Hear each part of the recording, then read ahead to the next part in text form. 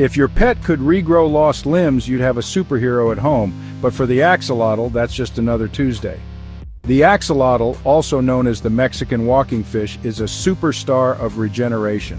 Lose a leg, it grows it back. Lose its tail, no problem. But here's the wildest part. Axolotls can even regrow parts of their brain and their heart multiple times. Scientists are obsessed with this little creature, hoping its secrets could one day help humans heal, too. Next time you see this smiling salamander, remember, it's not just cute, it's nature's ultimate comeback kid. Want more jaw-dropping animal facts?